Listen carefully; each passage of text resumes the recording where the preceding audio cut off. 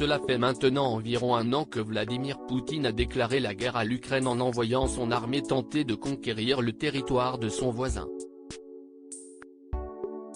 Face à lui, le président ukrainien, Volodymyr Zelensky, a mobilisé ses troupes afin de défendre son pays. En l'espace d'un an, l'armée ukrainienne est parvenue à contenir les assauts des troupes russes.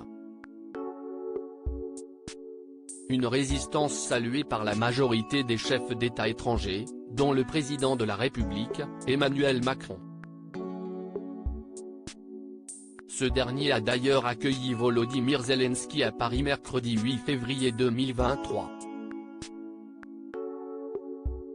Pour son second déplacement en dehors de l'Ukraine depuis le début du conflit contre la Russie, celui qui incarnait le personnage du président de l'Ukraine dans une série à succès, avant d'être réellement élu à la tête de son pays, a reçu des mains de son homologue français la Grande Croix de la Légion d'honneur. Il s'agit de la plus haute distinction qu'un président français puisse décerner à un chef d'État étranger.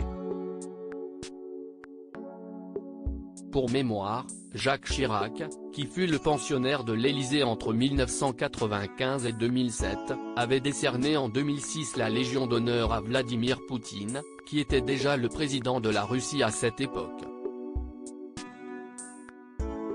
Emmanuel Macron, ce n'est pas une décision que j'ai prise aujourd'hui présent à Bruxelles dans le cadre d'un sommet européen vendredi 10 février 2023, Emmanuel Macron a été interrogé par la presse sur son choix de décorer Volodymyr Zelensky 2 jours plus tôt.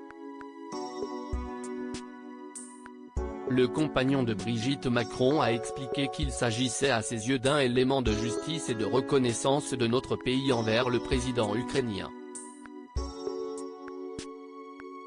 Sans grande surprise, les journalistes ont également évoqué la possibilité que l'actuel pensionnaire de l'Élysée puisse retirer la Légion d'honneur qui avait été attribuée à Vladimir Poutine par son prédécesseur. Je ne m'interdis rien, mais ce n'est pas une décision que j'ai prise aujourd'hui, a déclaré Emmanuel Macron, tout en évoquant une question symbolique mais d'importance.